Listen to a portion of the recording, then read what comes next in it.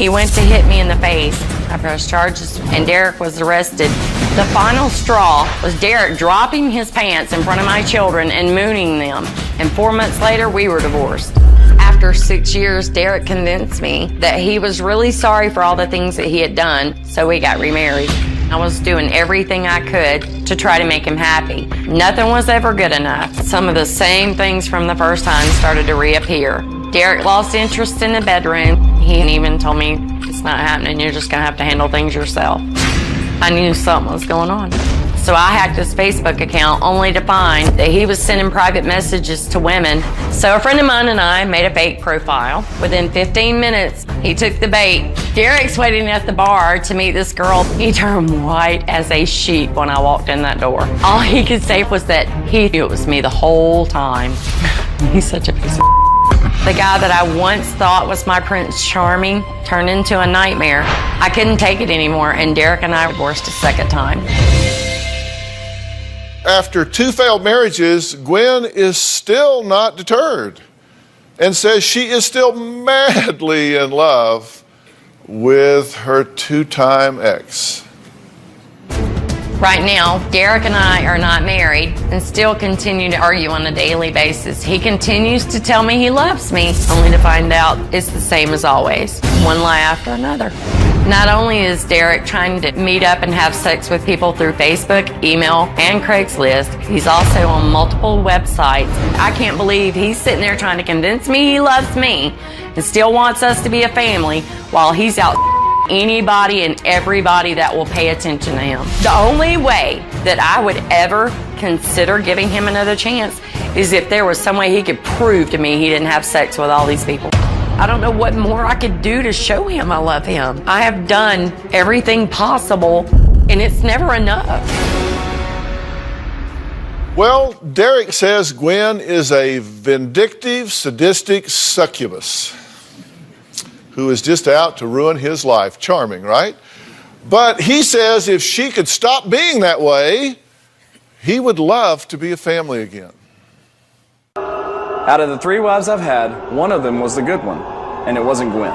I got remarried to Gwen because I was lonely. I wasn't sold on getting married the second time, but we have a child together and I was trying to make it work. A marriage is supposed to be all about give and take. Well, I gave and she took. Gwen might tell you that she's not controlling, but she controlled every aspect of my life. She pretty much controlled everything except when I shut the bathroom door. She was paranoid about me looking at other women, constantly accusing me of cheating.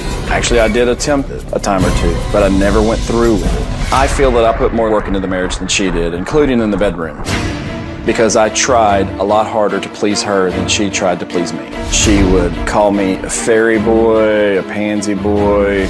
During the breaks of our marriage, she would tell me that her boyfriends were younger than me, better in bed than me. She'd call me the 8-minute man. She'd talk about the size of my skull. She would call me egghead, football head, and conehead. I've had many nicknames for Gwen. I've called her a sadistic succubus because she sucks the life out of me. I've called her a drama mama because she's never met a problem that she can't make worse. Gwen has told me when she's done with me, no one's going to want to have anything to do with me. If we both got our acts together, I could see a point where we might get back together, but I don't know if we'd ever say I do again.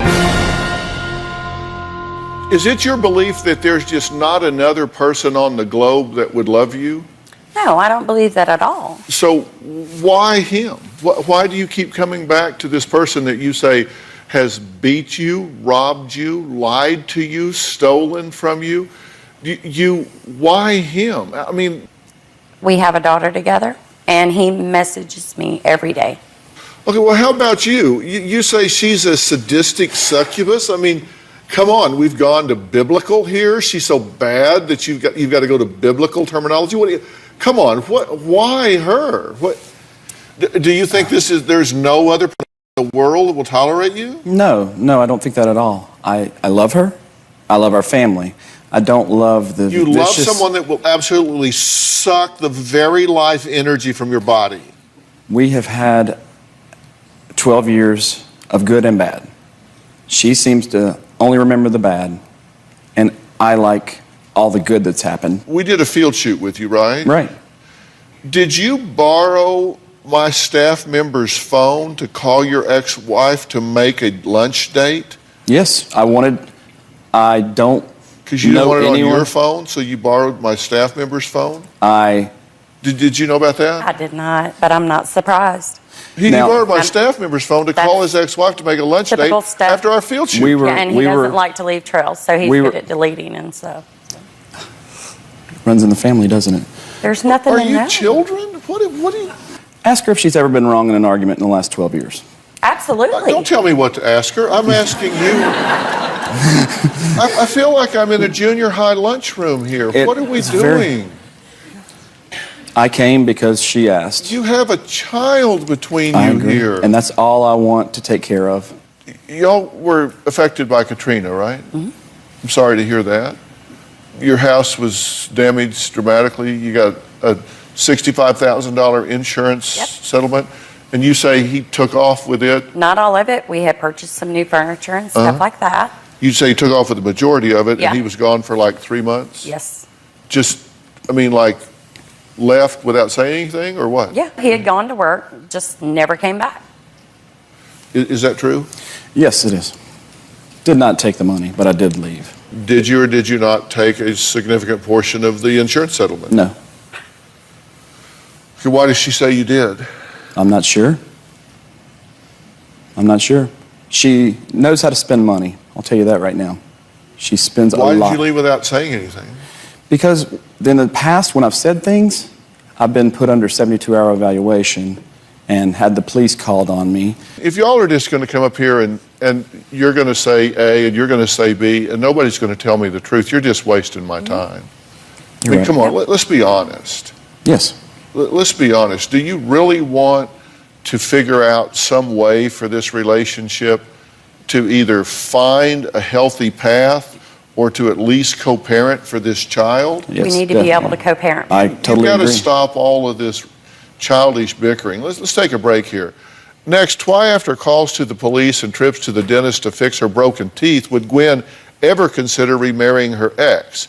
We're going to talk about that when we come back.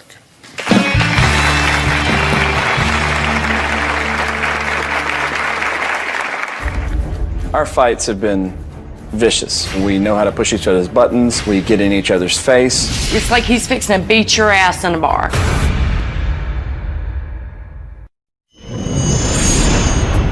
Since Gwen and I got divorced 3 months ago, she's come after me for money. That's what it's all about. She told me she was going to take care of the divorce and had a lawyer. I couldn't afford a lawyer. So I allowed her to get the amount set. Right now I'm paying $800 a month child support. The reason that is because they lied to the courts about how much money I make. I don't mind paying for my own daughter's child support, but I am not paying alimony to her. Well, till death do us part. Those are vows most couples take seriously, but Gwen and Derek have broken that sacred promise to each other, not once, but twice. Now, today, both say they are still in love with each other. Now, I want to ask my Twitter followers if they think Gwen and Derek should get back together, just move on, go their separate ways. I just kind of want to hear what you think. So tweet hashtag back together or hashtag move on. We'll talk about the results at the end of the show. Gwen says she lives with horrific memories and a physical reminder of why a third time might not be a charm, yet she says she just can't cut Derek loose. In the 12 years that Derek and I have been together, he's hit me 3 times. The latest time was when we were arguing over my son having not cleaned his room. Derek followed me outside, bowed up in my face, screaming at me, calling me a It's like he's fixing to beat your ass in a bar. I slapped him in the face, and he punched me, busting my eardrum and breaking my tooth. Our fights have been vicious. We know how to push each other's buttons. We get in each other's face. I've put my hands on her, which I know is wrong, and she's hit me a time or 2. When Derek tells me that if he finds out I'm being intimate with anyone, that he's going to do something really bad, it makes me believe he's going to kill me. Okay, are you pursuing her to get back together? Yes. Okay, so you are after her. You do want to reconcile this relationship. Yes. Why do you badmouth her so much? The same reason she badmouths me. But no. Do you find pleasure in tearing her down? No. It's called leveling. Leveling in relationships happens for one of two reasons. You either want to tear the other person down because you feel really low and you want to tear them down to your level, or you inflate yourself really unrealistically because you see them being above you. So you can level by either artificially inflating your ego or tearing them down to where you really believe you are. It's called leveling. Right. So if you're constantly leveling in a relationship, Yes. then that's very unhealthy. Of course. So if you're constantly tearing her down and criticizing her, then that just tells me that you must feel really badly about yourself. I do have a low self-esteem, always have. I love her. When we fight, we both tear each other down to hurt each other. I might say something ugly to her. She's going to say something ugly to me. Both our feelings are going to get hurt. And are you being honest with her when you say you want to reconcile and want to heal this relationship and have a quality marriage and a quality family? Yes. You mean that? Yes. She can count on it because she says she doesn't trust you. I don't trust her. I didn't ask you if you trust her. I said, she says she doesn't trust you. I don't trust her. I didn't ask you to tear her down. No. I asked you if she can trust you. Yes. He's been sending you text messages, right?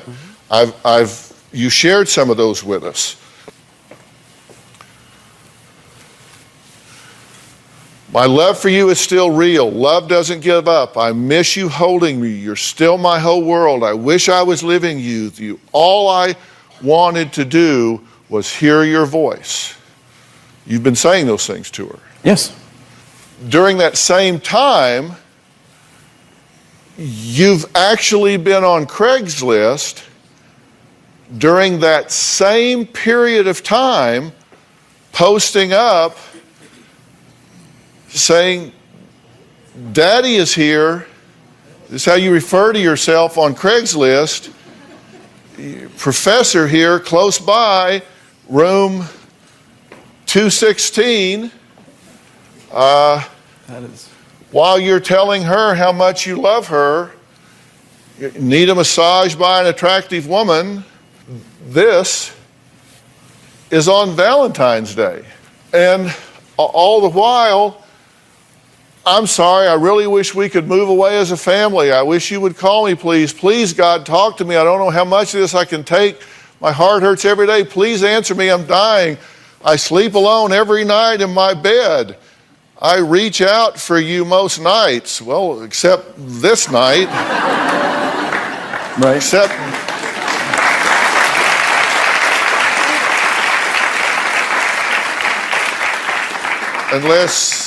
Unless they didn't get the room 260, did this not work out? No.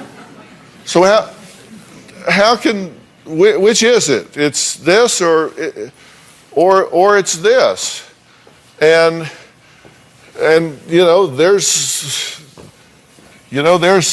there's more. Right. You're telling these people you got a master's degree. Actually, you don't, do you? Nope. I am 2 classes away from it. I'm 2 classes away from it. You're 2 classes Right. away, right? Because you're the one that did Took all of his classes for all his classes online, She did. according to you. So you need to get busy Right. Right. because he's claiming the degree that you haven't finished yet.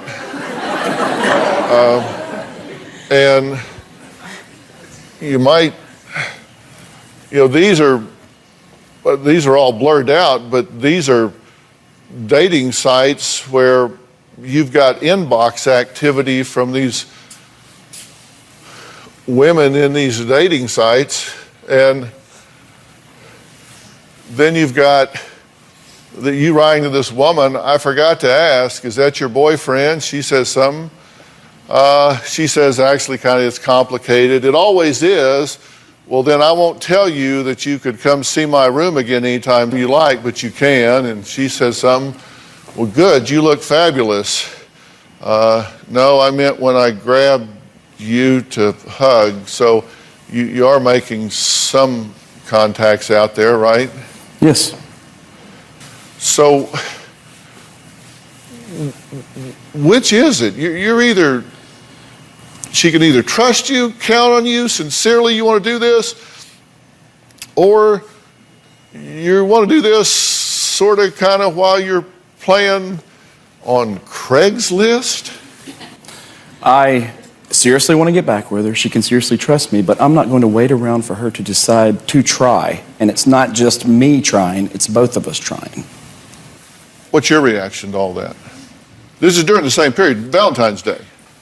This stuff I've tried to explain to him for years, and I'm overreacting. I'm being jealous. Well, you know, he's not really a big puzzle to me. You, on the other hand, this is a puzzle. Gwen says she found something so disturbing and disgusting on Derek's phone that she now fears for their 10-year-old daughter's safety. But yet she still just keeps leaning into this. We'll talk about what could possibly have her so concerned, but yet still here after the break.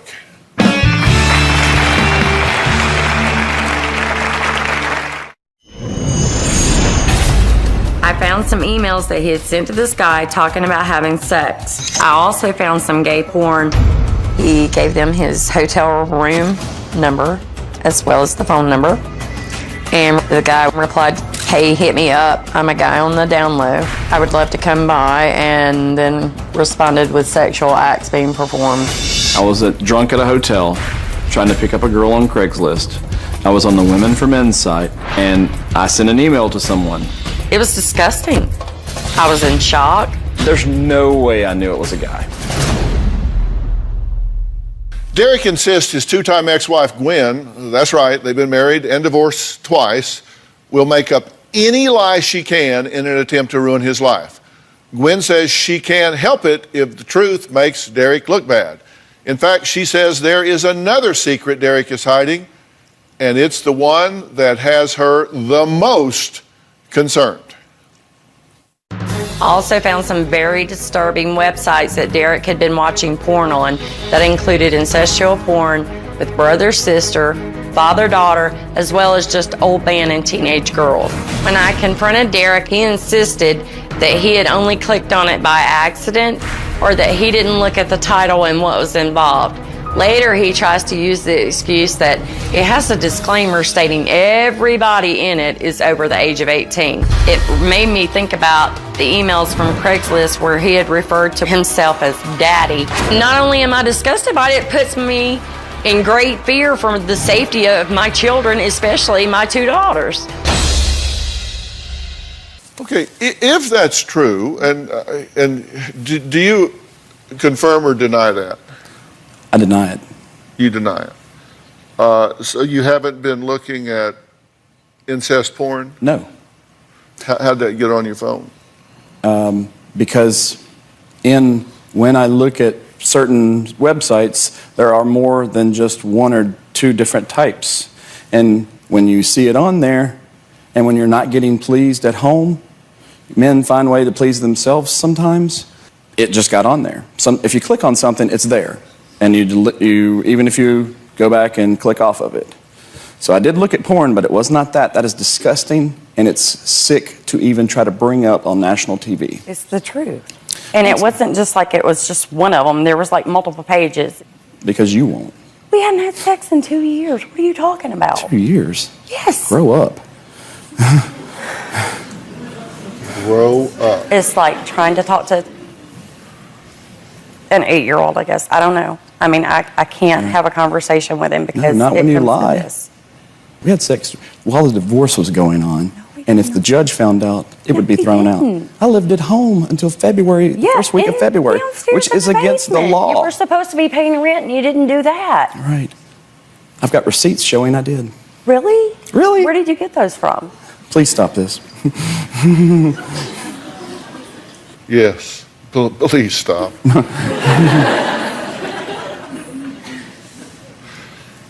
So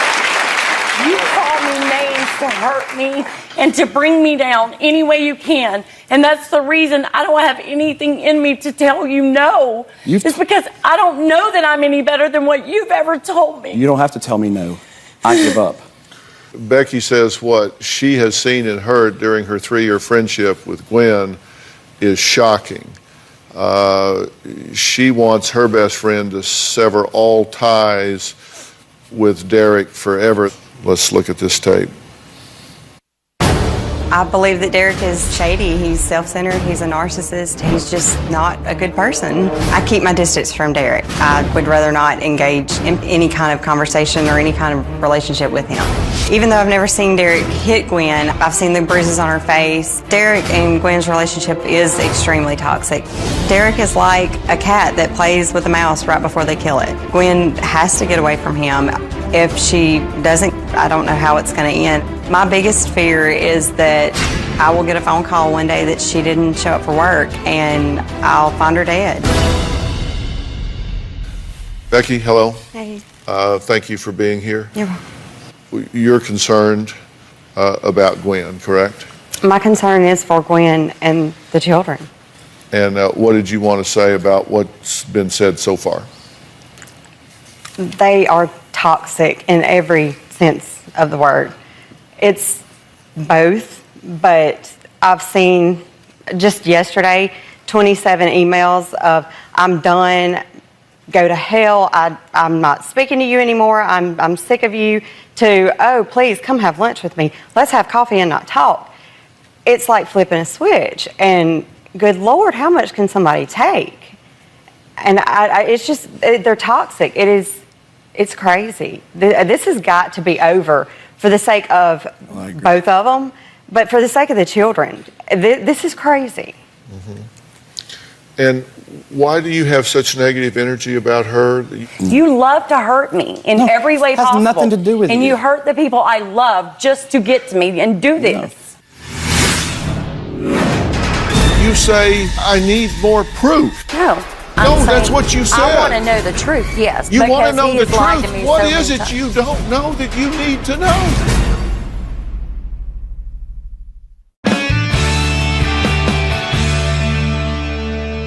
Based on what you've told me, not that he agrees with all of this, I've kind of put together a resume, a husband resume based on what you've told me.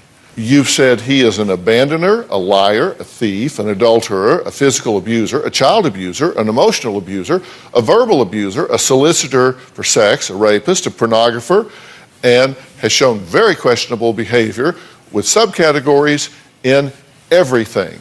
This is the man that you say that you still love.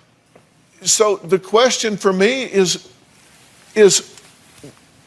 and you say, I need more proof. No. No, that's what you said. I want to know the truth, yes. You want to know the lied to truth. me What so is many it times. you don't know that you need to know? He keeps telling me that I have a duty to believe him because he was my husband. I'm supposed to believe him and not what I see with my own eyes. And I'm Never. like, how in the hell can you say that? Never said that. Okay, but no, talk to me. Talk to me. Don't talk to him. You say you need proof. What the hell is it you don't know that you need to know? Tell me what you don't know that you need to know. I need to know if he can be helped so he's safe to be around our daughter. That's it. I'm not in love with him. I love him, Okay, and I'm tired you're of feeling an changing your obligation. whole story No, from when you I love from him. before you I got. do love him, and I'll tell him that right now. I miss being married. I miss having the good moments that we did have. All right, let's look at the resume that you've given me about her. You have said, the wife's resume, that she's a lawbreaker, that she's hacked into everything, she controls every possible thing, that she's money hungry, that she is obsessive, she sends you 40 emails a day, that she's abusive, that she has hit you, that she's a child abuser, that she's poisoned your relationship, that she slept with a cop on the porch at 3 a.m. with you in the house, that she's a saboteur. She sent naked photos of a man, that she's tried to get you fired 4 times. She's lied to the police, that she's talked to your family, That she, I mean, all of these horrible things, you just go on and on and on. So what is it you need to know? I never said she slept on the cop. On the Yeah, porch you of the cop. did. You've accused me of it before. No, Don't I come in said here saying it's- you didn't tell them that. I didn't tell them that. I said that it's like she could, because I'm asleep and she stays up all night, and she could be sleeping with a. She stays up all night and she could be sleeping with a cop. Oh my God. She dated cops while we were apart. I dated one cop. Right. And I had filed for divorce. This is like, because you All right, haven't let's come to take see a me break. or Something cop. both Gwen and Derek need to see. I'm hoping it could be the light bulb moment they both need to have after the break.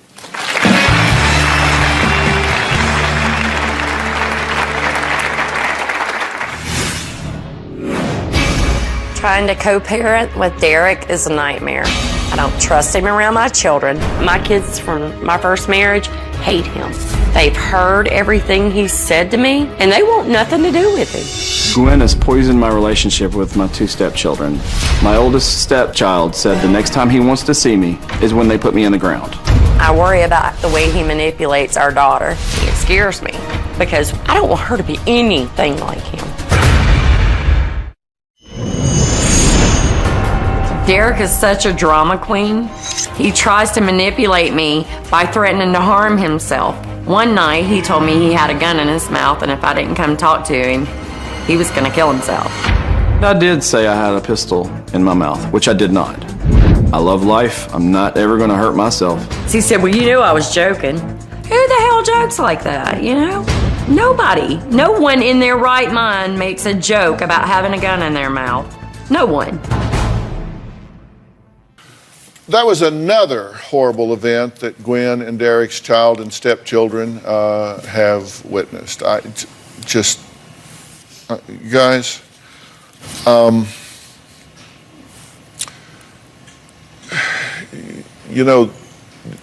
you're wondering whether you should be together or not. This house represents your first marriage. Maybe it was built on a semi-strong foundation, but then you went to work on it, didn't you? Abandonment, lying,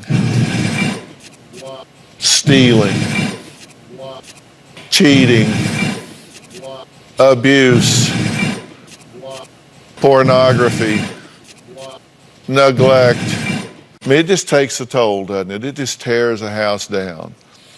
And now this is what your second marriage foundation looked like. This is where you just started. So you went to town on this marriage.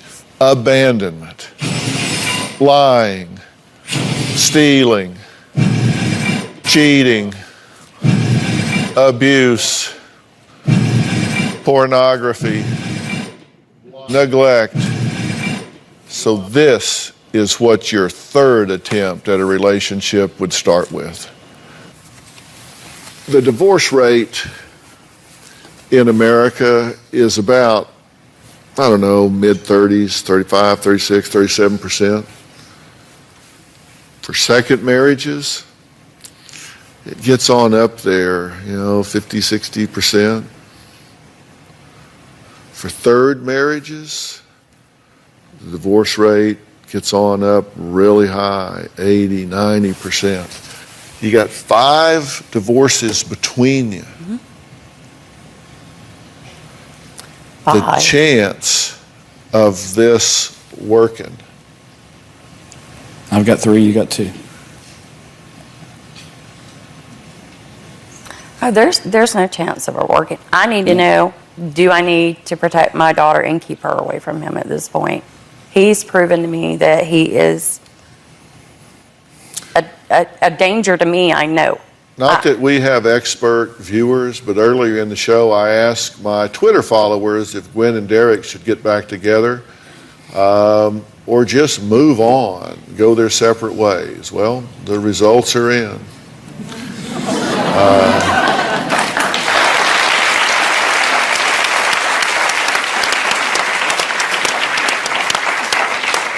So what about Gwen and Derek's daughter together? Her question was, is he too toxic to be around her? I'll answer that after the break.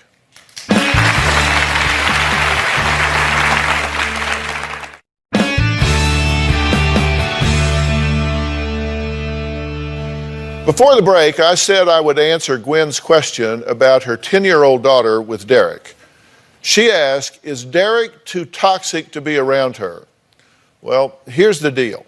Is he toxic with your daughter? Yeah. Is he telling her bad things? Yeah. Is he exposing her to bad things? Lies. You sit here and say, he's watching father-daughter pornography. Lies. He is into lying. that. If You're a you liar. believe that, Yeah.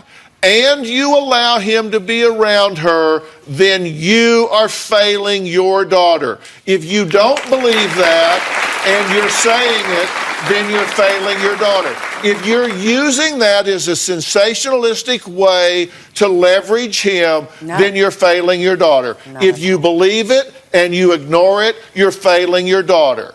There comes a point when you need to stop the self-serving rhetoric and you need to start dealing with reality here. Both of you are bad for each other. You do not need to be together. You should not get into a third marriage. If he is toxic for your daughter, then you need to get a therapist and there needs to be an investigation and you need to determine that. If you cannot be healthy in your daughter's life, and that means not bad-mouthing her mother, Never. not exposing her to whatever, then you need to not be around her. If you can, then you need to man up and do it. And put your daughter's interest ahead of your own. I always do. Well, Not when you're telling Always her. Not do. when you're telling her, "Oh, Daddy's so sad, and Daddy loves Mommy so well, much," and is that showing not her true? pictures that somebody sent you from. you do not ask children to deal with adult issues. No, you don't. All right, then you don't bring teenagers into adult issues and They make them saw both it, hate Derek. me. Nobody no, they didn't. made them hate you. Sweetheart, They've as seen soon- what you've done to me. Because you showed them everything on there. Take a good look at me. I'm what's known as a mandated reporter. You I know what people it are a is. danger to this child. I want to thank all of my guests today. I'm going to recommend that both of... Are you in therapy? Yes. Stay Yes, I am. in therapy. Seriously, get I am. help. I mean, I you am. really do. Are you in am. therapy? I am. Stool. Yeah. Okay. Don't you find it a little creepy that he's that old and still breastfeeding? No. Doesn't bother you at all? Doesn't creep you out in any way? No. And because when will you stop? I'll stop when he's actually ready, and he's been in a process of being ready and learning how to wean himself, and that's what we're doing. We're toddler and weaning, so he'll be ready when he's ready. So you're still doing it, you say 3 times a week, average? It's a rough estimate, yeah. It's hard For to 45 predict. seconds or a minute? Yeah. Something like Yeah, that? yeah, it's- And does he respond to any boundaries about it at all? Do you ever tell him no? I prompt him because I'm trying to teach him independence, and that's what the whole extended breastfeeding is about. It's giving them the platform to start that they can spring from. So he's depending on me now, and it's going to give him a solid base to go from. So, yes, He's got an iPad in one hand and you in the other. that's right. That just seems incongruent to me. I'm sorry. It does. It just seems incongruent to me. I don't mean it from a sexual standpoint or Right. whatever. It just Right. seems like there's just no boundary there. There are boundaries. If we're out and about and he wants that for some reason, I say, do you really need that right now? And I'm his mother. I know him better than anyone, so I know if he needs it or not. If this is a situation where he really can learn to start standing on his own, or if it's something that his world has just collapsed, he's really having a hard time, he's overwhelmed and needs that. Okay, so you adhere to attachment parenting. I do. I mean, that's how you would describe the overall approach that you take. This is one of the And there's like 3 steps to that, and Correct. one is the wearing the baby, breastfeeding, and the other bed sharing. 2 children in the The bed. toddler, my son, sometimes goes in his own bed and then joins us later on in the middle of the night. So this is a family bed, and there's 4 of you in That's there. correct. Some of the mothers in my audience have strong opinions on attachment parenting. Take a look. Kids need to hear the word no. Kids need to learn how to deal with rejection. Are we raising children that are going to become really needy adults? How are the parents ever supposed to have mommy and daddy time when you have the kid in the bed with you? I feel like the moms are so overbearing that when the children grow up, the children's going to resent the mom for wanting to know everything and be in their business. I don't see where boundaries are being taught with baby wrapping and co-sleeping and breastfeeding. It's just so wrong. We are not parenting perpetual infants. We are parenting children to grow into adults. Okay, so Heather, go ahead. Okay, so the thing that I want to make clear is that there's a difference between practicing attachment parent with an infant and practicing them when your child is 4. There's a big difference between that. The way that you attend to a 6-month-old is very different than how you attend to a 4-year-old. Absolutely agree. And in the case, what I'm talking about is the case when we're talking about preschoolers and we're talking about toddlers. And when you see the extreme forms of attachment parenting in preschoolers and toddlers, it's a form of psychological abuse. And what I mean by that is because at 4, you see a complete enmeshed form of parenting. And there's no line between where mom ends and child begins. None. The boundaries of surrounding that self that's so important and so crucial to development is almost non-existent. You're incorrect, and you're not speaking of my son, apparently. Why do you say she's wrong?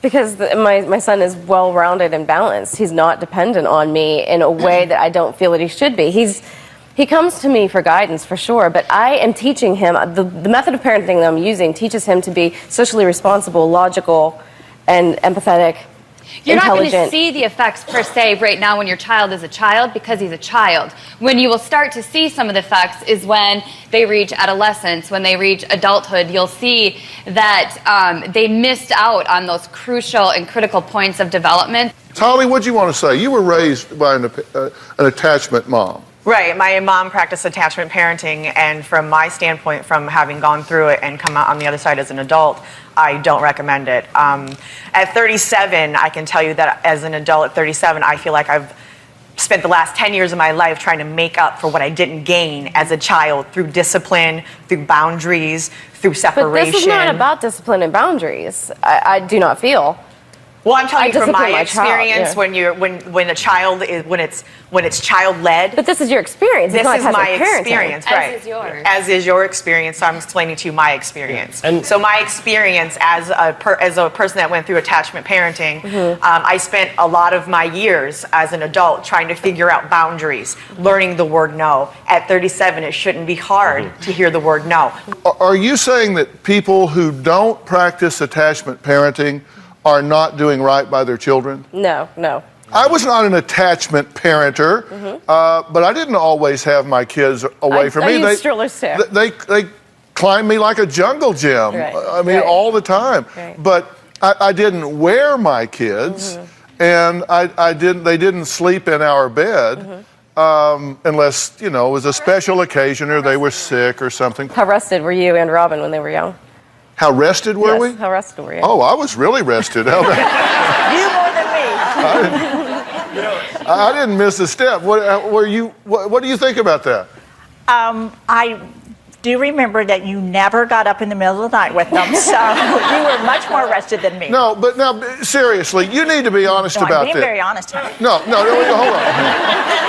I don't lie. No, wait a minute. I'm not lying. I'm just explaining. You have to admit, if those babies so much as chirped in the night, she was like a ninja. I mean, I would turn over and she would levitate, shoot across the bed, and she was out the door. I couldn't. You're too quick. Now, Kathy calls cribs cages. She does it jokingly. She's not being serious about that. But you do think it's confining the child. And she doesn't believe in spanking. Well, I don't either. So on that, we agree. We'll talk about all this when we come back.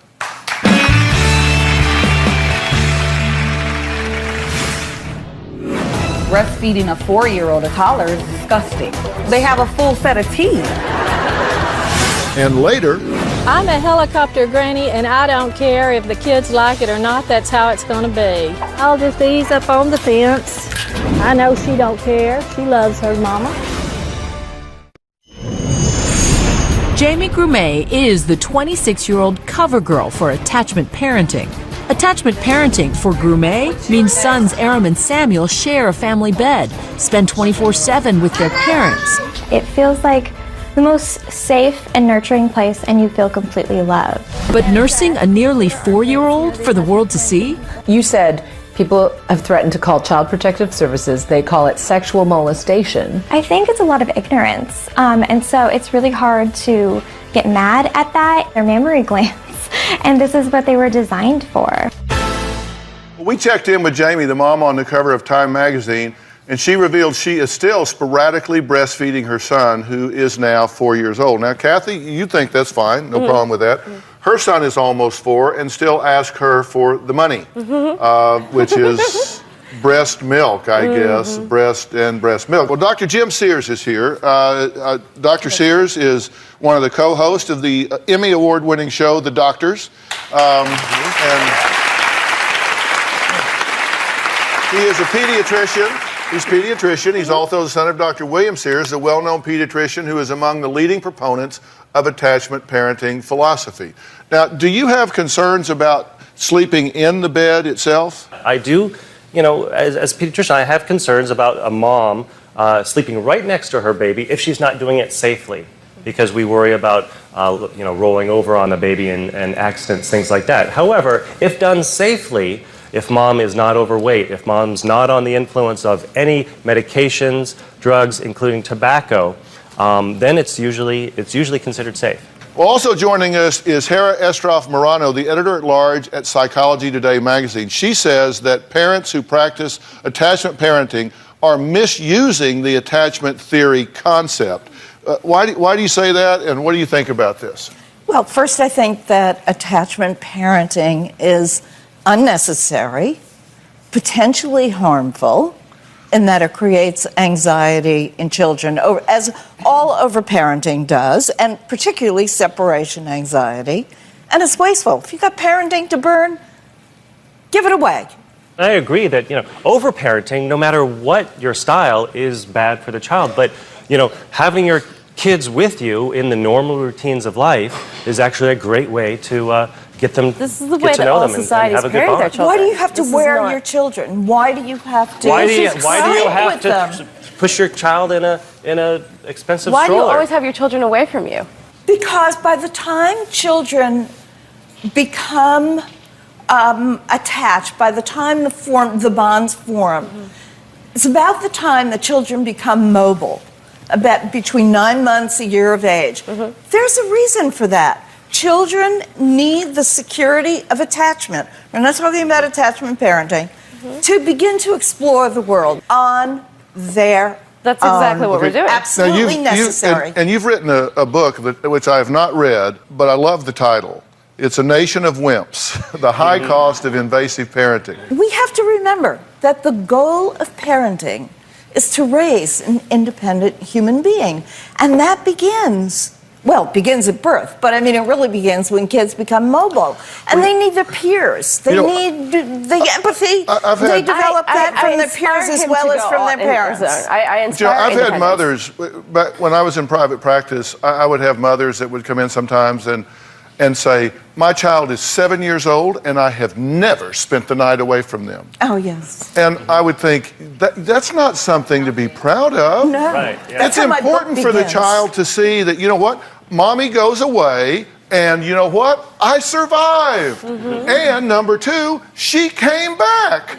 So they learn, A, I can do this without her there, and B, when she goes away, she comes back. So I don't have to freak out and have that problem. I've seen the same kind of thing in my private practice. I deal with a lot of different baby and mom interactions, and yeah, sometimes I see maybe a bond that seems pretty darn strong at age 2, 3, and sometimes I maybe worry just a little bit, but almost all the time, by the time those kids are 4, 5, maybe 6 or 7, they eventually become very independent, very well-rounded, including my kids. They slept in our bed. Sean, what do you want to say? The whole thing. Well, I just believe breastfeeding a 4-year-old, a toddler, is disgusting.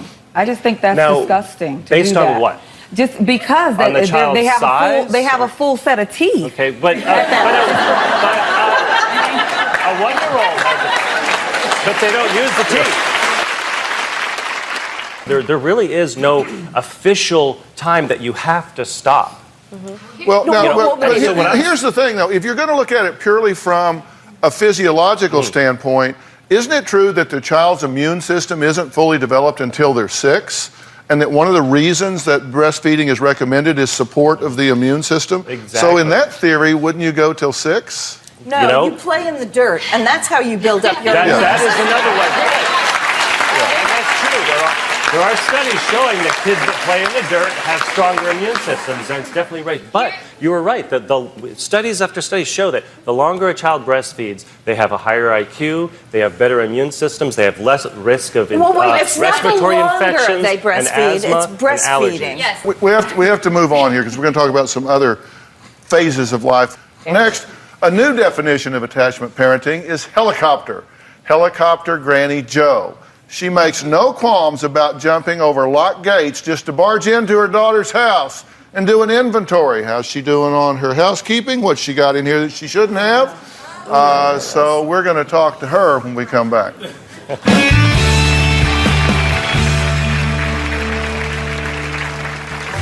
I'm a helicopter granny, and I don't care if the kids like it or not. That's how it's going to be. She does need to back off and get her own life. My favorite thing is surprising her. And later, girls don't even wear their pants that tight. I bet your sister can't even fit them pants. You're about to be 16, looking like you had a 10-year-old pair of pants on.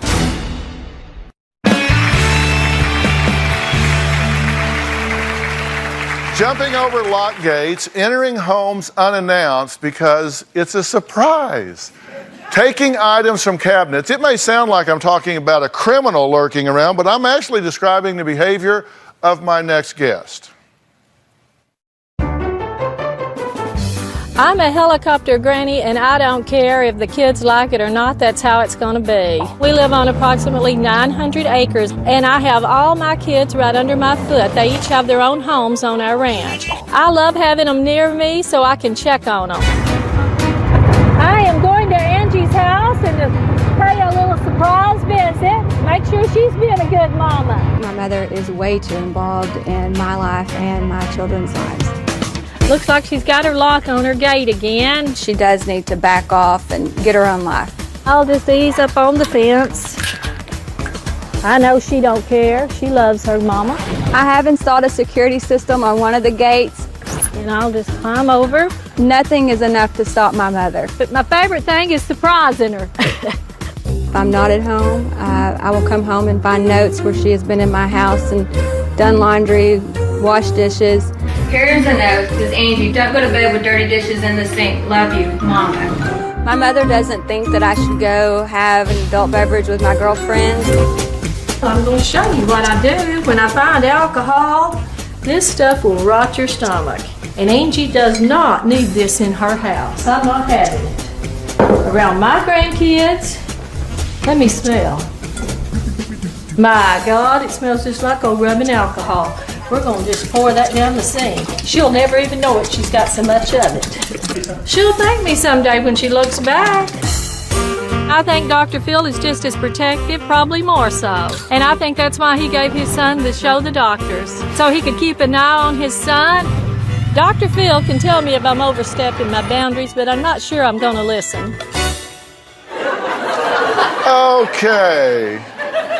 So that's how it's going to be, huh? You say you have an open door policy, but you're talking about opening other people's doors, not your door. Open door means my door is open all the time. Come right in. You use that to say your door is going to be open all the time, and I'm going to come right in. Well, that's how I was raised. And if we had family come over, they were welcome anytime. And Angie works hard, and I just go down there and help her out because I try to ease the pressure. She's a working mama, and she's a good mama, and I love her to pieces. But nobody's going to tell me I can't go help her out a little bit. Even her? Well, she has never told me that. Uh-huh. Yes, I have, and you ignore me. She never meant it. Oh, she never meant it? She never meant it, no. All right, so... Never meant it. Isn't this a little smothering? It's very smothering. Very. Has she ever walked in at a really inopportune time? We closed the door just in case. You have a special alarm system on the gate, so if she comes through or over, it'll warn It's you? like a doorbell inside my house that'll go off so that I know mom's coming. We call it the mom alert. The mom alert? Do you know that it's there? Not till now. Yeah, but that's okay. She It's didn't know you were in okay. there dumping out her booze Yeah. either. You know, I just scared for her to drink alcohol. Yeah, and But I how? don't do it excessive. No, I'm 40 years no, old. I just don't want her drinking it, period. I don't You're want her 40 drinking years it, period. old. I will be 40, yes. And you don't want her drinking alcohol because she's not smart enough to figure out whether she should or not? No, I just think that alcohol and cigarettes are so smoke. bad, and if I die tomorrow, it won't be because I abused my body, and I don't want my girls doing it. Now, that's how I feel. That's how I feel. I lost my mother when I was 28-year-old, and I sat back and watched her smoke and couldn't stop it. Right. And I know what alcohol does. That's the first thing they ask when you no, she's my daughter, honey, and that makes it. I love her even more. But she's a different person. Yeah, and I know she's a different person, but she's still my flesh and blood. I know. And no disrespect to you, but not Dr. Phill or any other quack's going to tell me how to.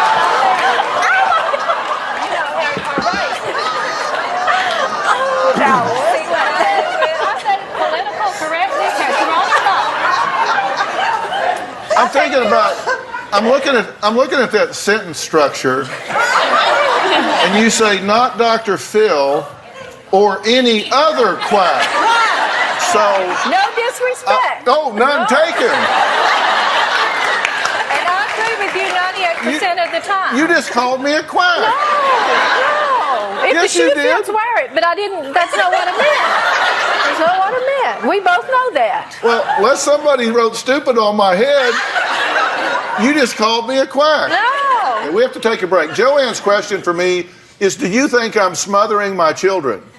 Do you think I'm overstepping my boundaries? Well, you're going to hear what this quack has to say when we come back.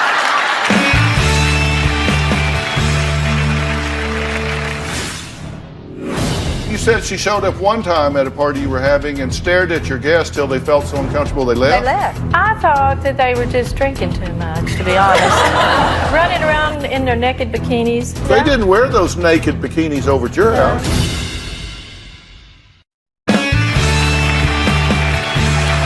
Oh, is that right? Great. All right, well, I'm back with Joanne and her daughter Angie, and we're talking about whether or not attachment to your kids can get to a point that it's dysfunctional. And look, I'm a parent. I've got a son that actually is turning 33 today. I have another one that is 25, and here are my boys, Jay and Jordan. Jay on the left, Jordan on the right. They both own their own homes. Jay's married with children. I have never, ever one time shown up at either one of their houses without calling first. Even if I'm just up the street, I'll say, hey, I'm a few blocks away. I was going to come by if you're not doing anything. You say, oh, yeah, come on. And they say, oh, no, we're just leaving, so we'll catch you next time. It's no big deal. Would you appreciate that? I would love that. If she called from the four-wheeler? Said, I'm just passing the second Angus cow and I was going to come up. Then you'd like to know that, right? I would love to know that. But why would you not do that? Well, I think political correctness has run amok. Well, there's a difference between political correctness and courtesy. Well, in the old days, you didn't call and say, can I come over and see you? You know, my cousins Sure you did. No, they didn't. Not Sure at my you house. did. Not where we came from. Well, I come from where you No, come from. but my family didn't do that. If You can't pull that Texas card on this boy because I've been. my family didn't do that. If we were cooking supper and my mother's brother and his family showed up, she'd fry more potatoes, and that's just how it was. She didn't have to have a phone call. And that would be fine if somebody showed up like occasionally. Yeah. Because really, if somebody shows up occasionally, you put on the dog, you kill another chicken, you do something. But if it's every day, like bang, bang, bang, Well, you I look spread up. myself around with all the kids, so it's not just Angie. Yeah. Okay, so you do share. I share. I spread the love. We all get her every day. Yeah. And so this is the deal. It's 3/4 of a mile Yep. to Angie's house. Mm-hmm. Do you ride that John Deere I thing? sure do. Yes. And them kids run out and holler, and they just love seeing Granny come up. Yeah. They don't have a choice. Oh, Yeah. now that's not true. You got everybody right there. I do. I'm so blessed. Yeah. I thank God. I'm a happy camper, and I Yeah. thank God for my life. Yeah. And there is absolutely nothing that I'm going to say that's going to change any of that. No way. Yeah, I just figured so much. But I respect your opinion. Yeah, I can tell. All right. But would you like a little heads up if she was coming over? That would be very nice. Why? Just so if my husband's laying around with his pajamas on or just in his boxers. Your husband loves me. He's a good son-in-law. You know, he would know. Yeah. You know, just Yeah, just out of kind of preparing if you got somebody yes, coming. Yes. You know, you we put can on be a- having a party and look at mom's in the middle. Yeah, you said she showed up one time at a party you were having and stared at your guests till they felt so uncomfortable they left? They left. What was that about? I thought that they were just drinking too much, to be honest. Running around in their naked bikinis. I just did. Yeah, I thought they were little, and all the, I just thought they need to be a little more conservative. Well, but the important thing is that they didn't stop by your house. Yeah, I stopped at theirs. Yeah. They came over to her house. Yeah. They didn't wear those naked bikinis over at your house. They wore them over at her house. know Were they you did. offended? Did they offend me? No. She should have been. I'm sorry? She should have been. But she wasn't. Yeah, I know So that. you came in and made her friends feel uncomfortable till they I left. didn't know I was doing that. Mom. Hell, I'm thinking about leaving now, and it's my show. All right, next, a father who says he does not regret publicly shaming his teenage son on Facebook and YouTube. You can't even pull him up. It's the skinny jeans video that has gotten 2 million views and a whole lot of viewpoints. We'll be right back.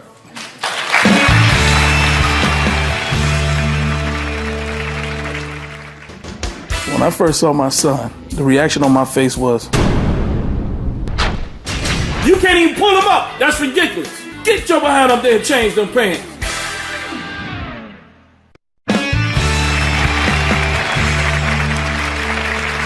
Well, when my next guest saw a smug look on his then 15-year-old son's face while disciplining him, he called that disciplining him, he decided it was time to teach his son a lesson. My son came downstairs getting ready to leave the house, and I noticed something didn't look right. I said, nah, stop right there, pull that shirt up. And when he pulled the shirt up, that's when I lost it.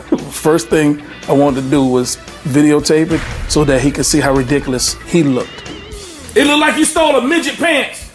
When I first saw my son, the reaction on my face was,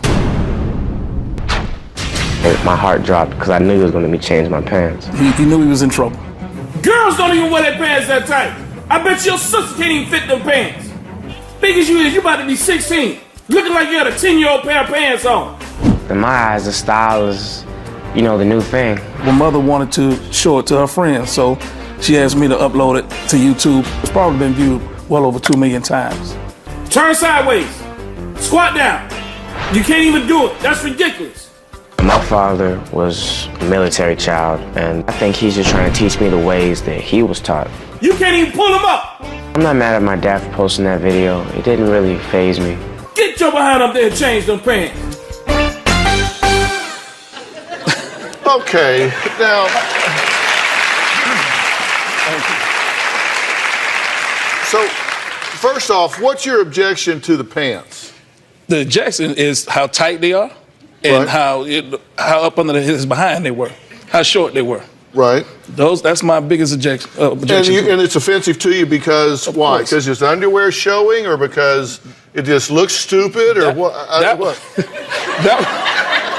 was the main reason. His underwear showing.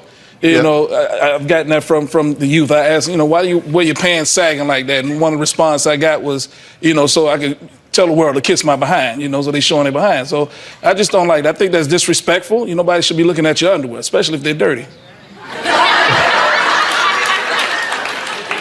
Well, did you have fashion things when you were growing up? Of course I did. Of course what did you do? It wasn't no tight, skinny jeans like that. Well, what was it? Probably back then, I grew up in the late 70s, early 80s, probably little bell bottoms and things of that nature. And, I grew up when hip-hop first started, so it wasn't as bad as this. But this is ridiculous. Yeah? This is ridiculous. So did your father object to your music? Yes. Did he object to your dress? Oh, yes. If the way I dress, if I can't wear it to church, then I shouldn't be walking around in the public like that. Yeah, did he ever drag you down to the town square and gather a crowd up there and say, okay, let me show you just how stupid Levaniel is here. Let me show you what a fool this boy is. No, it didn't get that far because I knew right off the bat. Well, what would you have thought if he did? I probably would. I would have, followed his instructions and did what he told me to do. Yeah, well, today's town square is YouTube, right? Yes. And that's the problem. Yeah. Now, you actually got some support for this. Oh, yes. I'll read some of the comments. One of them, awesome. We as dads need to make sure discipline is still in place. There are too many timeout parents out there who are afraid to put in the extra work to keep their brats in line. Exactly. Seem like a reasonable father. Okay.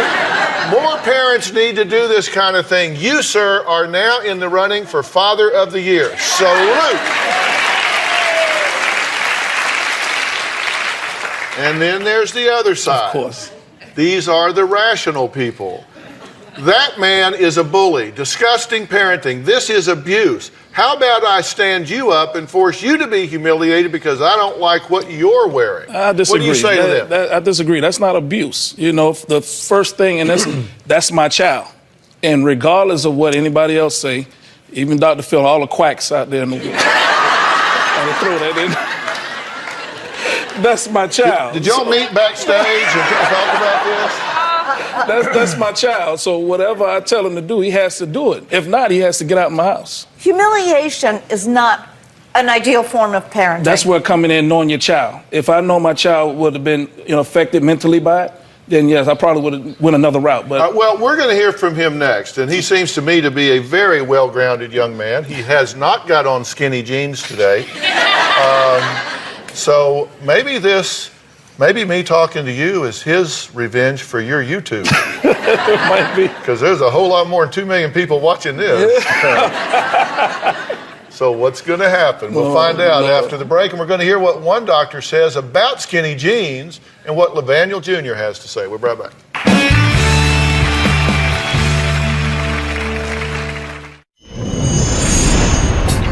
it look like you stole a midget pants. How short them pants look, and they up under your behind, and how skinny they are. I bet your sister can't even fit them pants. Get your behind up there and change them pants. Okay, now, why in the world were you trying to wear a pair of jeans that are size 29 when you're a 34? I mean, just explain that to me. I like the whole skater look. That's what I'm trying to follow. Okay, do you have the jeans with you? I got them right here. Can I hold them up so I can see them? Good grief. Okay, and so you had those on. Right. All right. And you don't like it because it shows his underwear and that's disrespectful. Yes. Do you mean to be disrespectful? Not at all. Well, you just wanted the look. Why did you want, are you a skater? Yes, I am. And so that's kind of the skater's uniform. Right. How do you skate if you can't even bend down? Thank you, Dr. Phill. No, seriously. Thank you. I see these skaters where they get down and they jump up and they turn around, and you would be like, what kind of skater is that? Because, I mean, didn't he have a point when he said squat down, you couldn't even do it? Right. So, I mean, I had like another pair of pants on underneath these. That's why it was so hard to move. What'd you have on under it? Some basketball shorts. Oh, okay. So you were going for the layered look. So, all right. Well, now, Dr. Travis Stork, host of The Doctors, along with Dr. Jim Sears, has a message for Levaniel Jr. Take a look. Levaniel, your father actually makes a good point. Really skinny jeans could indeed put your manhood in jeopardy. A recent British study found that half of all men experience groin pain in skinny jeans. 1 in 4 admitted to having some bladder trouble. If it's too tight and skinny, it can even affect your reproductive health. And Levaniel, a real squat looks like this, okay? So if you can't do that, your jeans could be too skinny. Squat down some more. You can't even do it. That's ridiculous. Yes. All right, now. Yes. All right. bottom line, you said this didn't really bother you all that much, true? Sure. Did it embarrass you? No, not really, because it couldn't really recognize me. Well, they can now. Now, let me say something. Just to kind of bring this full circle. Yes. I think anytime you take discipline of your children public, it is a bad idea. I think any time that you use public humiliation of a child to shape their behavior, bad idea. With the advent of YouTube and other social platforms where you can publish this stuff, you used to take a minute, and I've always said you can't take back stupid, but when you're on the internet, I mean, you can go stupid internationally in a hurry. Right. So you always have to worry about what you're doing. Right. I always think you ought to type this stuff up and then go get something to drink, get a breath of fresh air, come back and see if it still looks right to you before you hit send. I think that's a bad idea.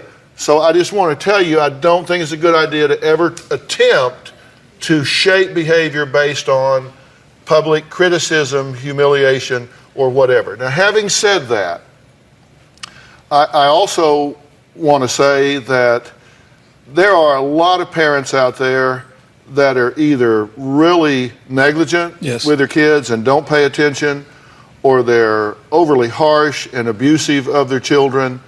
And so when I look at something like this, I put it in the misdemeanor category of parenting mistakes, because you certainly are not a negligent parent, and you are certainly not a harsh or abusive parent. You're loud, and you yell, and you came up through the military, and so you're kind of used to all of that. But I think you do it in a loving way. Yes, of course. And I think you also know your son. Right. And I think your son knows who he is. I think he is a very self-possessed young man. Right. And so I don't think you're picking on a fragile child here. Right. You understand, it's Of never a course. good deal, never a good idea to humiliate your children in some way. And I don't think that was your intent. You were just Right, it trying wasn't my intent, but at the same time, like you say, Doc, end of the day, I'm responsible for him. I'm responsible to protect him, do everything. I'm his father. So Okay, you're responsible for him, and Yes. you're responsible to him. That's right. And so you got to think about both of those. Yes. We'll be right back.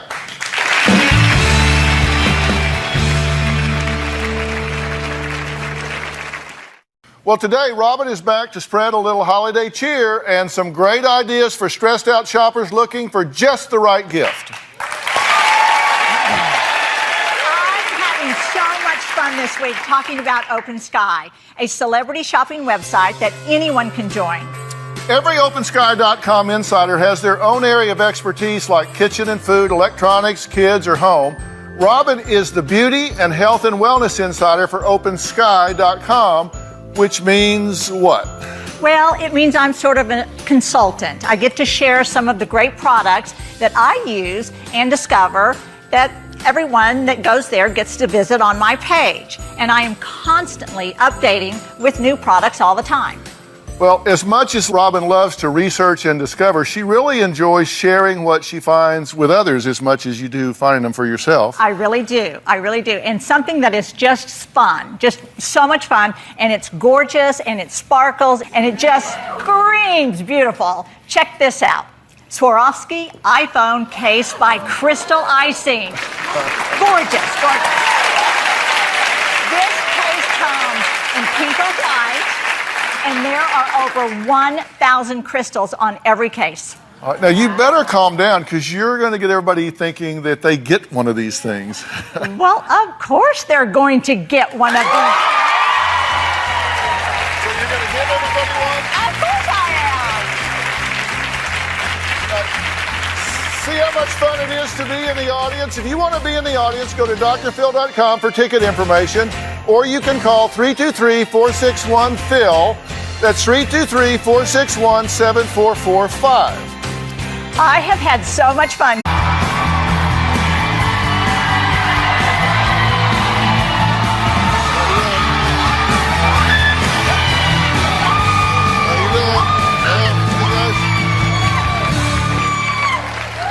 They live live in a world so secretive, so secluded, that one of our guests today flew on an airplane for the first time in her life just to get here. And it's a first for the Dr. Phill Show, too, because in our 13 seasons, we have never had any Amish visitors on this set. But today, that's about to change. Now, when you think of Amish people, it may bring to mind bonnets, buggies, beards, baking, and butter. But lately, the Amish world has been making headlines with shows like Amish Mafia that reportedly blow the cover off their once sequestered world. Now, we're about to meet some Amish people who are not as friendly as the images you may remember. Images like these. Take a look.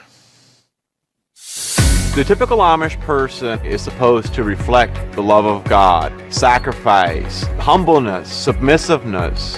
The Amish men will wear a hat, will have your typical bowl haircut. You'll see the snaps here. We're not allowed to have the buttons on this. The way I grew up, we did have running water. We did have a toilet. We had the gas lamps, but we had no electricity, and I had no TV.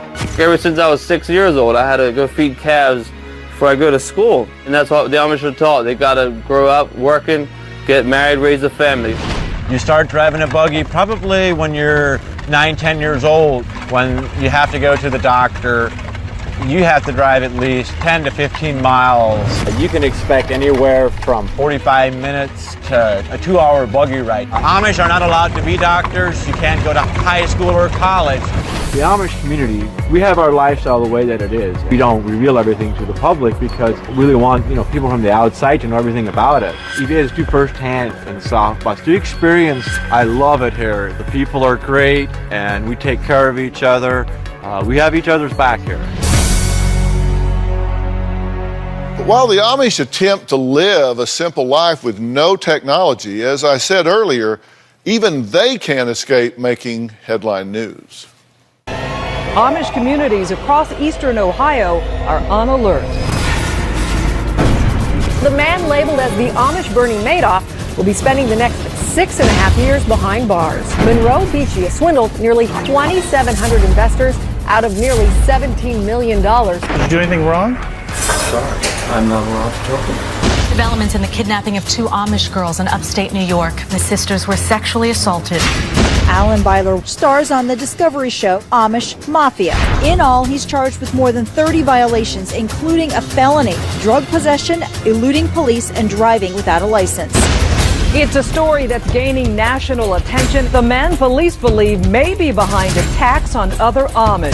It's all religion. Renegade Bishop Sam Mullet denies it, but victims tell Channel 3 he is behind at least a half-dozen home invasions in the last 2 weeks. Male victims had their beards cut off. Women had their hair cut. Victims tell Channel 3 News the group is going crazy. Their minds are messed up bad. In Middlefield, a member of the Miller family was attacked by his own children. This is a problem for sheriff's investigators because the Amish are not reaching out for help. One of my guests, Levi, claims he's lifting the lid on the Amish community in his new book, Amish Confidential. Now, you may recognize this hat-wearing so-called mobster from the hit show Amish Mafia. Now, Levi's archenemy Merlin says he is giving the Amish people a bad name and that Levi is nothing but a money-hungry Amish playboy. Now, today, in an exclusive interview, the two are facing off for the first time. Take a look. So, lady, first time shopping with Levi. You're sticking your nose in my business. You mean to be screwing down with your protector? That's that guilt fool, huh? Even though the Amish Mafia is a reality TV show, my issues with Levi are real. He wants to come across as he's saving the Amish, when in reality, he's saving himself so he can make a buck. Merlin's a hypocrite. He wants to do everything I do. When I got my attorney, he wants my attorney. He found out I'm writing a book, so he wanted to write a book. He talked to my co-writer. He's just jealous, and that's why he's so and he has no time to take care of himself. Levi is a poser. like he's the most important person in the Amish community. He is the expert of the Amish by writing this book. Levi is very self-serving. Merlin's just a little piece of garbage. The book is not about the money. I wrote the book to tell the secrets of inside of the Amish life. Everybody has questions, and they always get the wrong answers from the non-Amish tour business. Levi is going against our Amish beliefs by writing a tell-all book, giving all our secrets out there. It would help if everybody listens to what I'm saying. I hope Dr. Phill can help Merlin and straighten his ass out. It's hurting other people because his mind is just crazy. I'm going to call Levi out on his Levi wrote this book because he's driven by money, and Levi is going against the Amish way by being greedy and money hungry. Okay, so you two aren't fans of one another. It appears that way. It would appear so. You think that this book that he's written, Amish Confidential, which I have read, by the way, you think this is a bad idea? Well, there's a lot of things in there that could really affect the Amish community. In what way?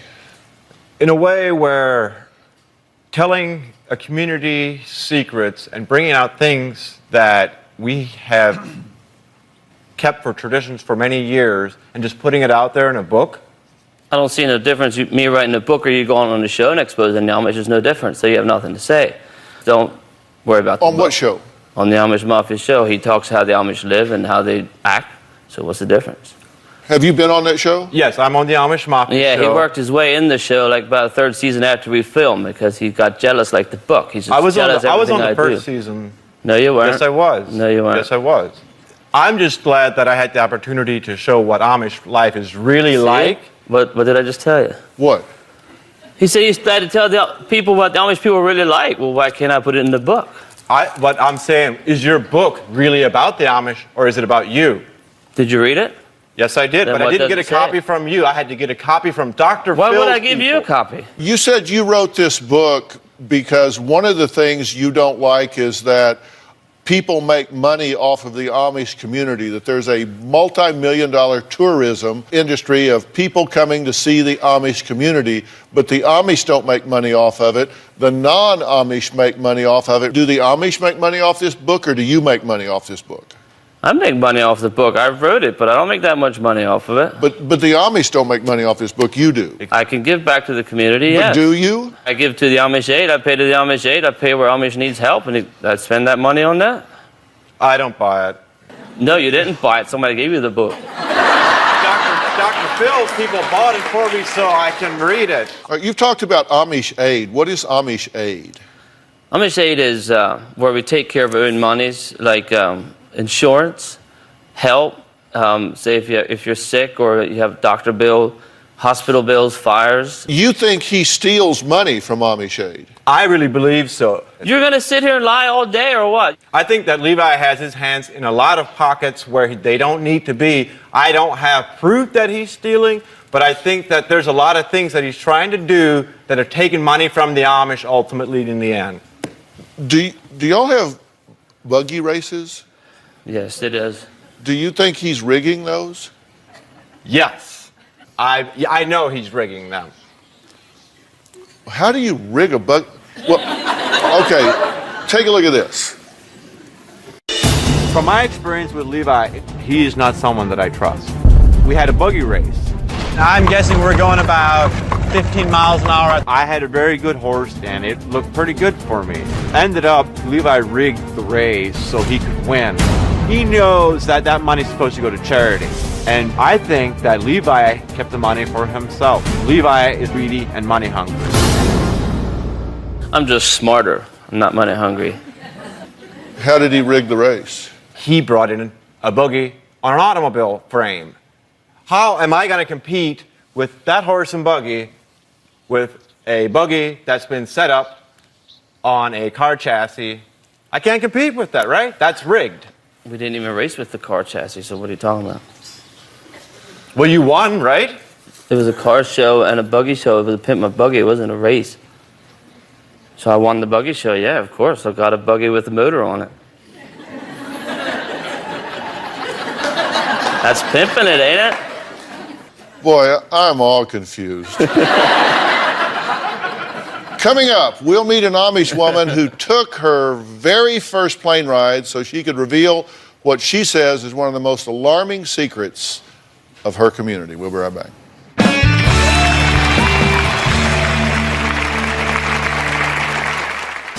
The way it works in the Amish, the men have all the power. You stay at home, you listen to the husband, you shut up, you're the chief cook and bottle washer. I do all the cooking in here with the stove, and it's heated with wood. It's my life.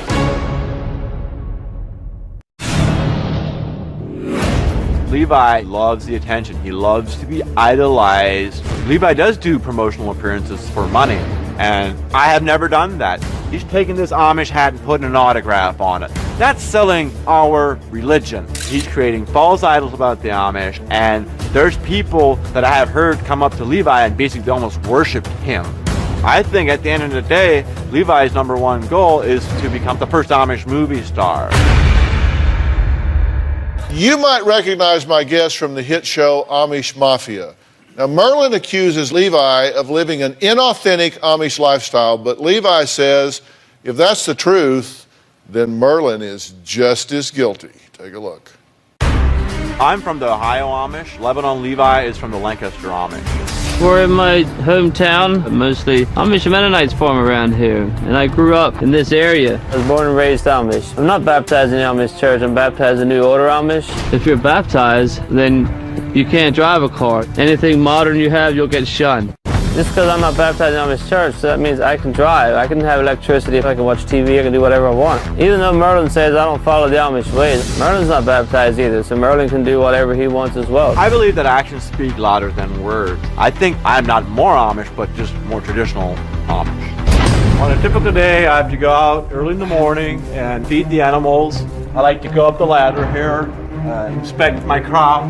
We have chosen different paths in life, and Levi has chosen the path of easy money, easy things. I want Merlin to leave me alone and just let me live my life. Mind your own business. How can you drive cars and be Amish? Because I understand there's a distinction about whether you've been baptized or not. There's, I would say probably 30, 40 years ago, there was barely no cars in the Amish community.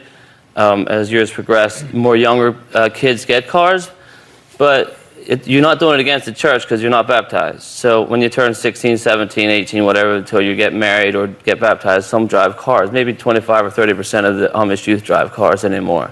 Because you're not baptized, it's okay to drive a car. It's not against the church. Yeah. You would not be shunned for that. Right. There are parts in this book that are not flattering to the Amish. He says it is often a society of humiliation and fear. There is fear, there is humiliation in the Amish community, but we are taught that so we don't get a vain heart and that we stay to our roots. Well, Merlin isn't the only person suspicious of Levi's motives. Merlin's friend Dina got on a plane yesterday for the very first time so she could join the show and deliver a message to Levi. Let's hear from her. I believe Levi is doing a lot of hurt in the Amish community by exploiting the problem and not trying to fix them. In Levi's book, he did bring out that the Amish women are sheltered, but why does he still keep his women amongst the Amish? He says it in the book that he doesn't agree with it, but he's still controlling them. They can't do anything about it because they're women. The role of an Amish woman can be very controlling. They don't really have a say-so. If they do, they get looked down upon. I do all the cooking in here with the stove, and it's heated with wood. It's my life. You stay at home, you listen to the husband, you shut up, you're the chief cook and bottle washer. The way it works in the Amish, the men have all the power. There are untold numbers of sex crimes with the women and children. When that sexual crimes happen, the bishop finds out and then they just confess in church. They might be shunned for 2 weeks and then they are forgiven, and that's how they get away with it. There's one guy, he was having sex with animals. He confessed over and over and it just kept happening. Levi talked about helping the Amish, but I don't really see him doing much. I think he sits on his ass. Well, Dina, thank you for being here. How do you feel about being here? I'm honored to be here. And you live where?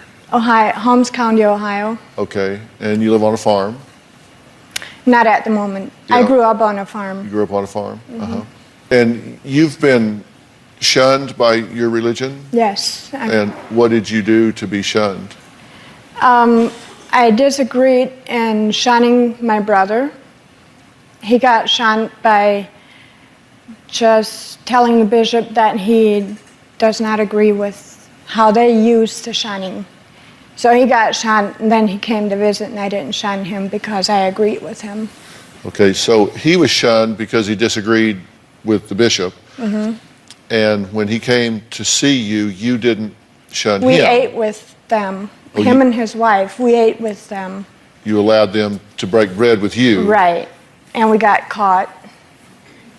And that's not okay. No. And you're not allowed to worship with the... Right. You can't enter the church and worship with the church. Right. And how do you feel about that? I don't feel like it keeps me out of heaven. I know the truth. It just hurts me that I can't see the family. Because they can't interact with you, or they would be shunned. Right. When you're shunned, like she was saying, right. you can't eat at the same table. When the person that's a member with the Amish church can't eat at the same table as the person that's shunned. And you can get in trouble with that. You can also get shunned if you do. Or you can't drive with that person that's shunned. You can't, that person that's shunned, you got to set it down. And then the person that's a member got to pick it up. You can't take it off their hand. And that's basically what she was, that's how harsh the shunning is. Coming up, who on this stage has been arrested before? You might be surprised. It's not me, but we'll be right back.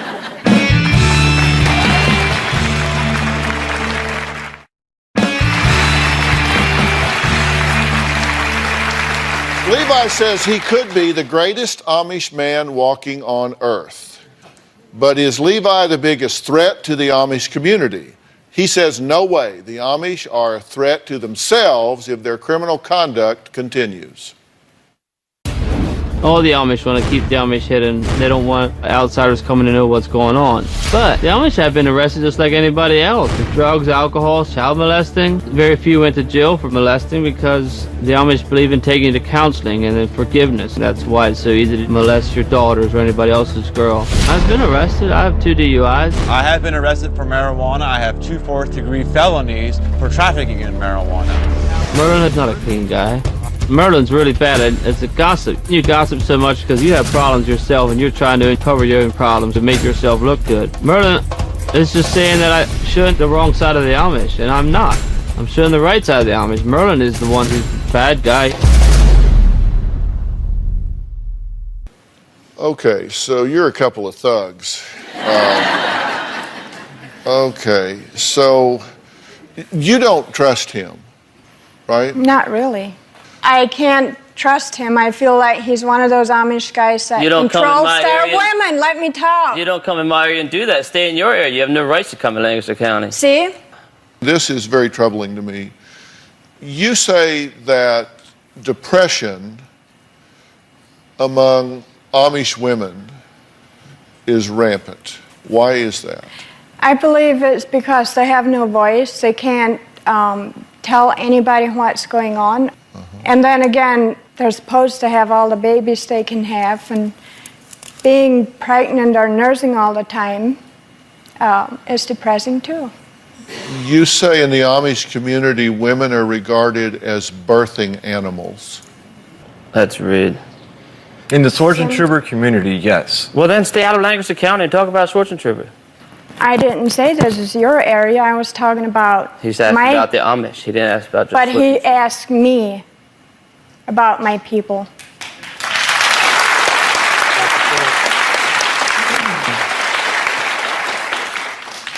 You also say that molestation of children is rampant in the Amish communities, not just yours, and you're not the only one that has reported that. I don't think you deny that either, correct? What do you say about that? What happens? This is a crime. What happens? Yeah, the girls get told to shut up about it, even if the mother finds out. she most likely asks them, well, was it your fault? What did you do that this happened to you? Right. And then they get told to just hush about it, and the guy maybe gets shunned for a couple weeks, and then he's supposed to have repented, so they take him back in the church and forgive him and move on. And that has to stop. I believe the law needs to step in and arrest those guys and give the girls counseling.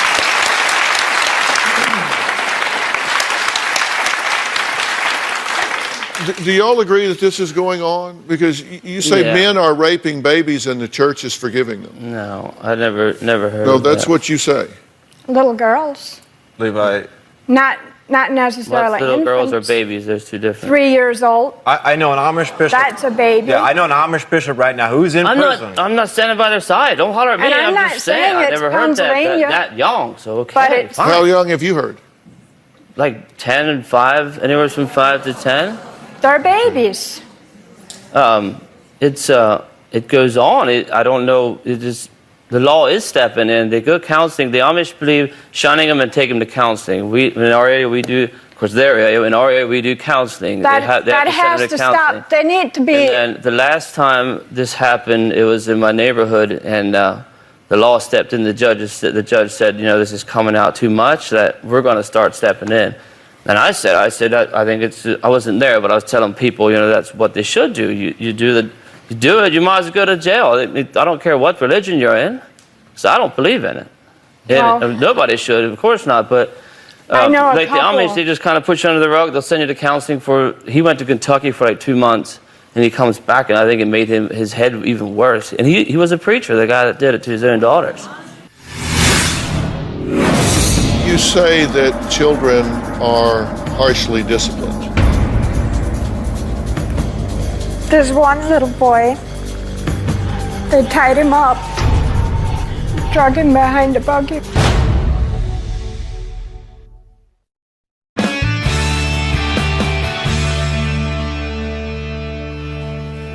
You say that children are harshly disciplined. In what way? Physically. Uh-huh.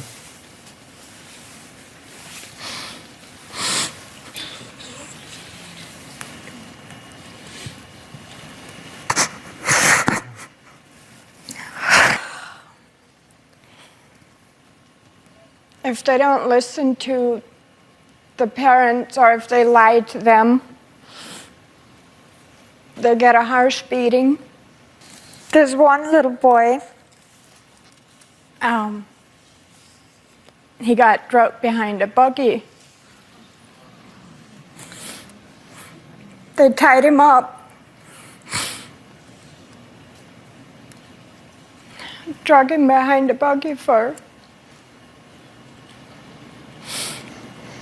He didn't drop the firewood.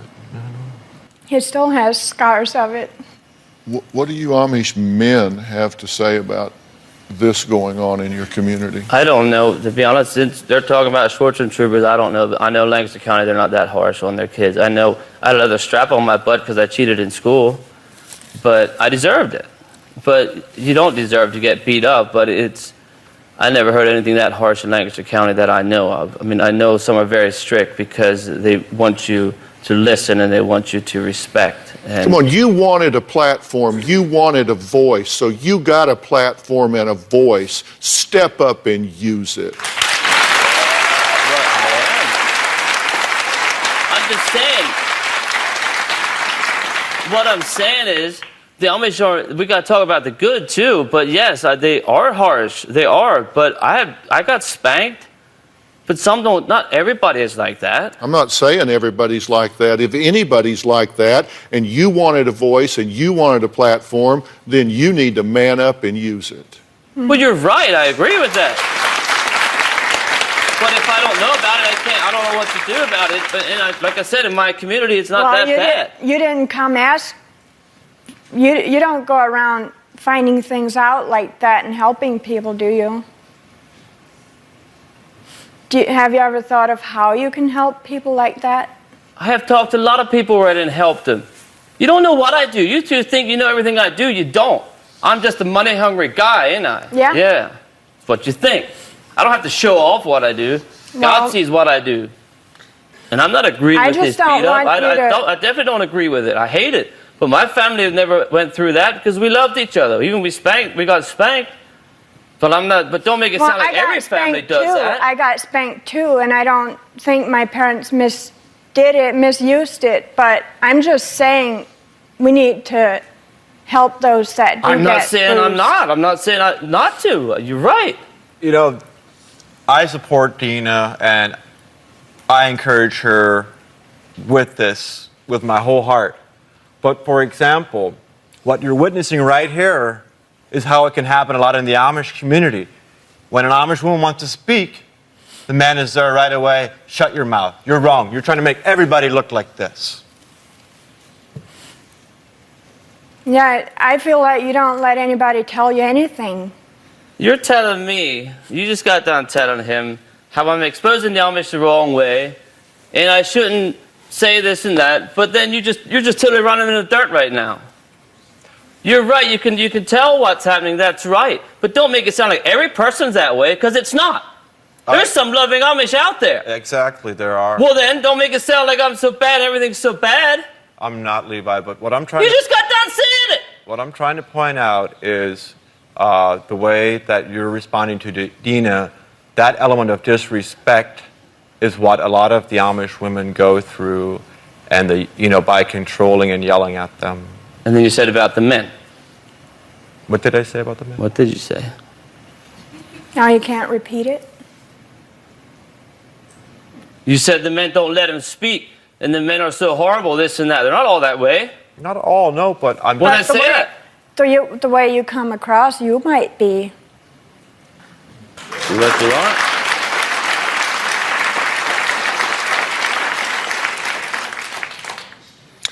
Merlin says there's only one reason he agreed to do the show today. We'll hear why when we come back. Plus, he and Dina have some questions of their own for Levi. We'll be right back.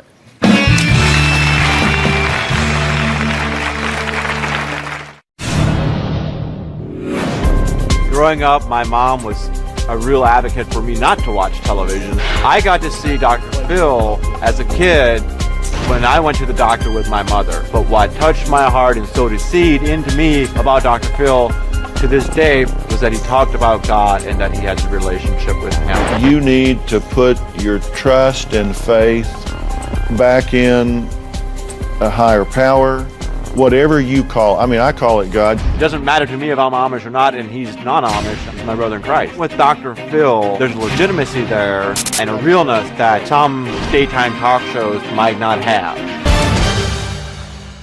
Well, today in an exclusive interview, Levi, Merlin, and Dina from the hit show Amish Mafia are facing off. Now, Merlin and Dina accuse Levi of spilling secrets and exploiting the Amish in his new book titled Amish Confidential. Now, Levi says he just wants to shed light on all issues in the Amish community, good or bad. And if anyone's going to profit from telling Amish stories, it should be the Amish. And you're Amish, so you would be profiting from it. I can make a profit off of it, of course. I spend time doing it. Right. And I'm not saying you shouldn't. You are objecting. You got really animated, started yelling that she's making it sound like everybody does these horrible things. All the Amish do these horrible things. I didn't hear her say everybody does that. I heard her say that it happens in the community and is not dealt with. It's not punished. It's not handled in a way that would suppress the behavior. That's what I heard her say, but you seem really defensive about it. I'm wondering why. I'm not defensive. And the way you said it, it's not the way I understood her. She said the Amish. She didn't just say necessarily the Amish, some Amish. She said the Amish, and I took it as she's talking about all the Amish. But I'm just saying, let's not just talk about all the bad. We can. That's why I wrote the book. but there's a lot good too. I mean, you gotta let the people know and the audience know how good we are too, not just all the bad stuff. Well, it's interesting because Merlin says you're the one that's inviting judgment of the Amish community by disclosing what he calls ancient secrets in your book, correct? That's what you say. They just told ancient secrets. They just told stuff that goes on. Well, and the Amish wouldn't want us to, but I want to. It's time to speak out. It's time to people that are allowed to know about this, because I think some of the Amish need to sit back and say, like, wow, we really are doing wrong. And I think that's why I wrote the book. It is time. That's why you say I'm not helping. I'm trying to help the Amish, and I'm trying to help people to step in and read this book and understand what goes on, so the people come and so the Amish sit back a little bit. I'm tired of saying you don't do this, you don't do that. What more do you want me to do? Well, one thing, I heard you have an English girlfriend and a baby. A baby's a gift from God. You can't throw a baby away. Explain and that to Merlin me. slept with a producer and got her stoned and got her fired at the same time. What's the difference? Are you supposed to be with an English girl? What? Yeah, I could be with an English girl. I'm not baptized in the Amish church. I could be with an English girl, of course. But you're Amish. I live 2 different lives. Oh. You do too. You don't dress like this every day. Well, now, wait a minute. You don't dress like this every day. When you said slept with, hold on. When you said slept with a producer, you're not talking about one of mine. Oh, you better watch him. Right? Let's be clear. You didn't sleep with one of my producers. I'm looking forward to clear that myth up too, but. Yeah, okay, but you didn't sleep with one of my producers. Let's clear that one up I right didn't quick. sleep with any producer. Okay, Yeah, you did. including mine. Okay, That's like the first But lie you set up here. Do you have an English wife or girlfriend? I have an English girlfriend. Merlin did too. What's the difference? Well, I'm not asking about Merlin. I'm asking about you. Exactly. Yes, I do, and I have a baby that's 11 months old, and I love her, and I'm glad I have her, even though I'm not married. It's a little hard for my parents, but. Well, congratulations on your baby. But so you have a baby out of wedlock. How does that go with the new? Is it the New Order Amish Church? Yeah, they don't believe in that either. So you kind of pick and choose. Yeah. Pretty much. Yeah. Okay. What about your hat? I can take my hat off. Does it make you money? Why do you wear a hat? You don't wear a hat every time.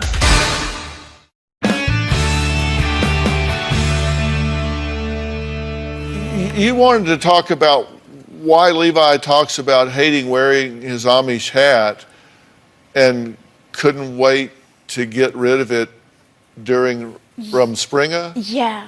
What's that the one question? question I had, I found it interesting in the book where it talks about from 2 to 16 years old, you had to wear the Amish hat, and that how much you despised, how much you hated that hat, and you were so excited when Rumspringa came that you wouldn't have to wear it anymore. So I was just curious why you're wearing that hat now. For people that hang on. For people that haven't read the book, Rumspringa, you talk about from like 16 to 22. This is a time when Amish parents kind of look the other way. No, it's not like that. No, I explained in the book different. Yes, you That's do. what the world.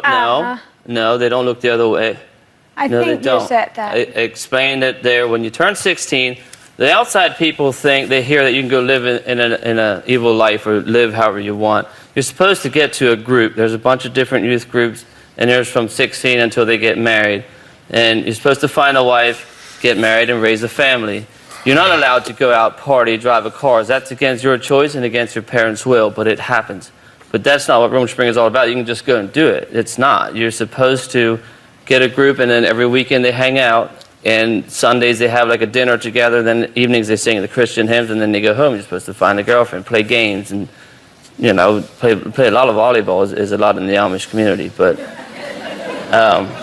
it's not about going out there and sow your wild oats and then come back. It's not about that. You can do it, but it's against your parents' will. It's your choice. What about your hat? That doesn't matter. That must be Schwarzentrooper. If they wanted to worry about their hat, this is Lancaster County. I can take my hat off. Ain't that what they were talking about? Is there a lifestyle in Schwarzentrooper? Lancaster here. What was your question about the hat? Why does he wear it now? Because that's how Lancaster does. No. Does it make you money? It has nothing to do with money. Why do you wear a hat? You don't wear a hat every time. You might be surprised. No, you don't. I saw you without a hat many a time. So no, you don't wear a hat. There you go again. You're not going to get ahead because you do the same damn thing. Excuse my language. Oh, there's a lot to excuse with you. Should there be more policing of the Amish, or should they just be left alone? We're going to talk about that when we come back.